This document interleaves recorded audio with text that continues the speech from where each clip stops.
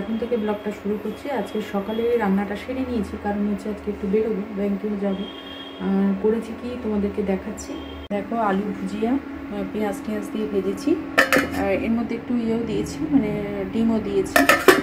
আর এখানে হচ্ছে ডাল, তো ডালটা ধনে পাতা দিয়ে ডাল করেছি, আর করছি ভাত। একে বেরিয়ে যাবো রাত্রের দিকে, সেই জন্য কিছুটা কাজ আমি করে রাখতে চাইছি, আর না হলে আবার কালকে বেরোনোটা একটু চাপে হয়ে যাবে।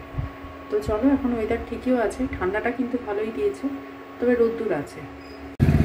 তো বেরিয়ে পড়েছি এখন, আর এবার দেখি এক এক করে কতগুলো কাজ করা যায়।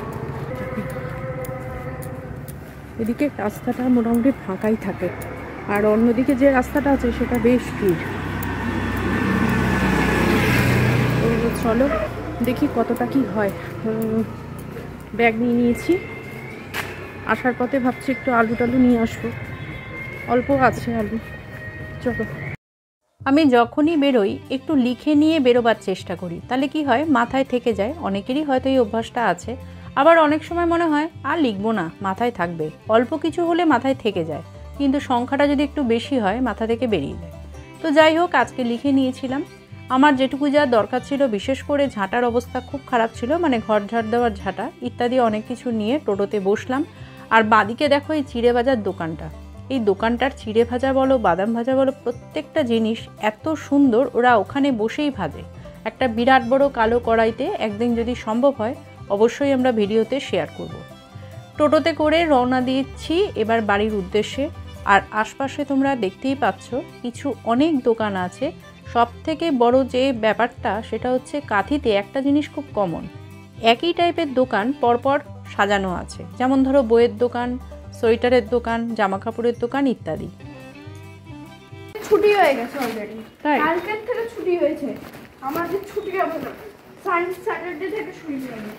আচ্ছা, তো আমি এখন ঘরে ঢুকে গেছি, আর আমার ব্যাগটা তাতেই ধরেছে, কষ্ট হচ্ছে বলে বললাম তাহলে ধর, বড় হয়ে গেছে এখন, তাই না? তো চলো এবার যাই, অনেকগুলো কাজ আছে। আর আমি একটু যাওয়ার পথে না ফুলটাও নিয়ে নিয়েছি। আর বৃহস্পতিবার দেখলাম রাস্তায় ফুলটা বিক্রি হচ্ছে, আসতে পারবি? ব্যাগ নিয়ে আরেকটা জিনিস এনেছি, জানিস তো, তোর জন্য। বলতো কি? ও ব্যাগ।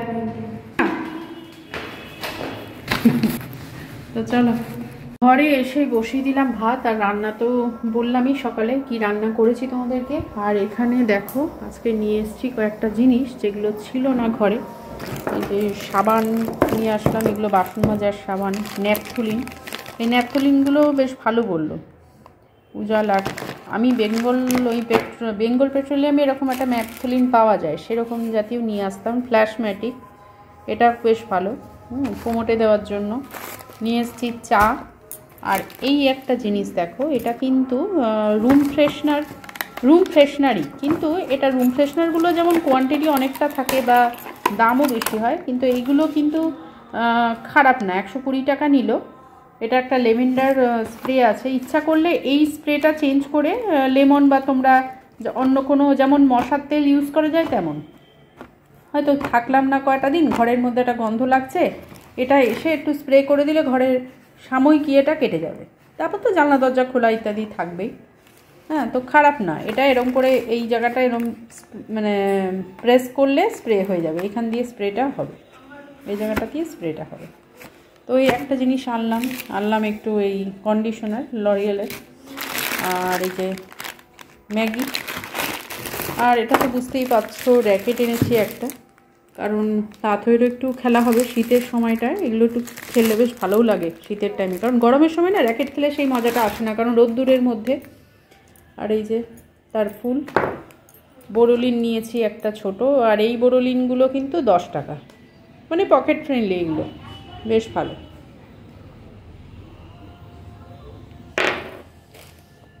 আর নিয়েছি সার্ফের প্যাকেট, এগুলো 10 টাকা। বছরের ধান বেশি হওয়াতে একটা সমস্যা দেখা গেছে, সেটা হলো মাঠে অনেক ধান থেকে গেছে এখনও। আসলে লেবার পাওয়া যায়নি বলে এই ঘটনাটা ঘটেছে। এখন যাচ্ছি কাঁথির দিকে। ইভিএম দেখানোর দায়িত্ব পড়েছে। এটা নিয়ে আমার দ্বিতীয় দিন ইভিএম দেখানো চলছে। আর একটা জিনিস এখানে দেখছি, রাস্তার পাশে বেশ কিছু জায়গায় মানুষজন জমায়েত হয়েছে। আসলে কেন? তার কারণ হচ্ছে জলের লাইন দেবে বলে সেন্ট্রাল গভর্নমেন্টের একটা প্রকল্প আছে। এটা সেই প্রকল্পের সব পাইপগুলো এসে দাঁড়িয়েছে। দেখো এখানে যে নার্সারিটা আছে সেখানে প্রচুর ফুল হয়েছে। আজকে আমাকে কাঁথি থেকে রামনগর অবধি অন্তত 4 বার যাতায়াত করতে হলো। তো এখন বাজে কটা হবে, 7:20। Good evening. আজকে এখন একটু চা বসাবো, এখনও বসাইনি। তো স্যার এনেছে গরম গরম চপ, আগে চা মানে চপটা খেয়ে নিই, তারপর বসাবো চা। তো চলো দেখাই তোমাদের কি চপ এনেছে। আজকে রাত্রে কিছু একটা রান্না করতে হবে বলে তো সিম্পল করেছি, ডাল আর আলু ভাজা, মানে ডিম দিয়ে ভুজিয়া টাইপের। তো দেখি এবেলা কি করা যায়। চলো, কি চপ এনেছো? এখানে ভেজ কাটলেট আছে আর আলুর চপ আছে। আচ্ছা, ভেজ এই বড়গুলো হচ্ছে ভেজ কাটলেট এগুলো।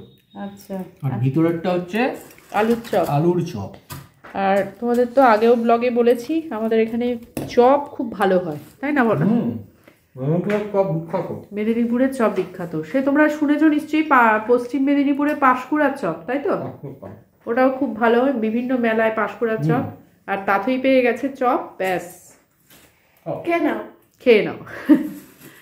তো চলো এবার চা করবো। আর এখন এখানে তো আছে ডাল আর দেখি রাত্রিবেলা একটু শীতের কিছু স্পেশাল কিছু বানানো যায় কিনা। যদি বানাই অবশ্যই শেয়ার করবো।